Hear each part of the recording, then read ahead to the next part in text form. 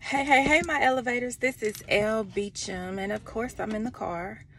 But I stopped by because I had some things on my heart. And one of the things that's on my heart to actually share with you is that it's actually time for us to start to reap the benefits of where we sow good seeds. So from the people, places, and things that we sow good seeds, it's now time for us to start reaping the benefits. And I talked about this in my last video, but I want to really stress this. So many of us are living in lack. So many of us are with people that there's no reciprocity. And where there's no reciprocity, like there's no growth, there's stagnation. It's just, there's an imbalance in the scale of what's being given and what's, being received. So I wanted to just throw that out there before I get into this video, just as a reminder.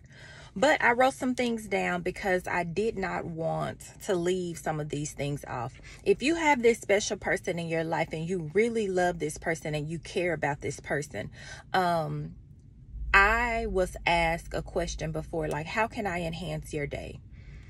And I was never asked that, and that was probably 10 years ago.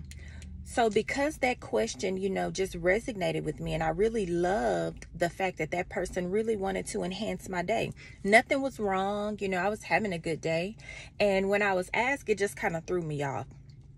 So since then, I have incorporated that into questions that I ask people that I love and care about, or that's dear to me, right? And ways that you can actually enhance someone's life, you can just ask the question, how can I enhance your day? You can also, if it's your person, in order for you to remain checked in and stay, there, being able to see them with a different set of eyes. So in our 20s, we probably liked, certain things about a person, right? As we start to grow and evolve and develop, that stuff starts to change. So in our 30s, we may be looking for different things. But whatever it is, always find the good in your person, like something you like about them. Try not to complain about the things that they don't do. But with that, like, you really do have to consider, like, am I getting enough? Are they filling my cup up? Is it enough? Am I getting enough in order for me to stay put, be satisfied, be happy? You have to ask yourself all of that. But let's just say if everything was perfect and this person is giving you what you need, being able to see them with different eyes every day. Because there will be things that you don't like about them. There will be times that that person get on your nerves, or that, you're having a bad day yourself and you may take it out on this person. And they may frustrate you, in that moment. But being able to see them with a different set of lenses and eyes will keep the love there, and it'll keep the spark going. But spontaneous dates, sexcapades, like having, random sex in different places, doing different things to spice it up, whatever that looks like for you. Nice notes, like little Post-it notes. I love to leave like little Post-it notes throughout the house or the car, in your office, places that, you would never think to look, would be a note. Fix a lunch, like fix that person's lunch when they get ready to, get up for work in the morning, have their lunch fixed, have a little note in there, hey, love you, can't wait to see you when you get home. Text them throughout the day, something nasty, raunchy, checking on them, loving on them, pouring into them. You can always create an in-home date. Make a plan to accomplish a goal together. So if you're working on a business, or you're trying to save like X amount of dollars for whatever, a trip, a vacation, a wedding, another ring, another car, whatever it is, just work on something together.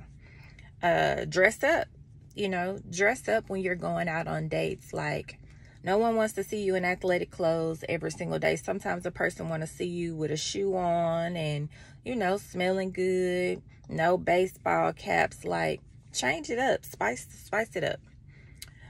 Take pictures together, you know, and when you go through your phone, you can just kind of look through and be like, send a picture to the person and be like, babe, remember when we did some, or remember this was the best date ever because you X, Y, and Z. So kind of reminiscing. Compliments go a long way. Like, if you are not being complimented and adored and loved on at home, you can rest assured you will get it outside of the house. Because if you look nice, you dress nice, you smell good, you present yourself well, you have a great personality, people will be drawn to you. And with that, you have to determine, you know, whether or not I'm gonna allow this person to penetrate, you know, my mind and in here, because I'm obligated to someone. So when it's trouble in paradise and, you know, you're not being fed at home, the body, just the human being in us, we're more susceptible to allowing things to penetrate our space. Cooking together, reading a book to one another. Like, you can find a book that could be entertaining, or, you know, a self-help book, and just read a couple of pages each night, kind of talk about it before you go to bed. Communicate through a journal. I've actually done this before, like in a relationship when there was trouble in paradise and I couldn't really talk about it without, you know, getting upset or emotional. I would just kind of write my feelings down in a journal and leave it on that person's side of the bed. And when they saw the journal, it was understood something is in there for you to read. We don't have to discuss it right now. However, if you want to, we can. And I feel like that was a very effective way to, you know, just kind of communicate back and forth. You're able to read something versus talking about it, you know, because if your emotions are not in check, like, you'll talk over the person, you'll be rude, you'll be arrogant, you'll be, you know, exhibiting like passive aggressive behaviors. And that's just not effective, you know, for a relationship or good communication. So be open to change. Be willing to do things that make you uncomfortable in order to promote growth.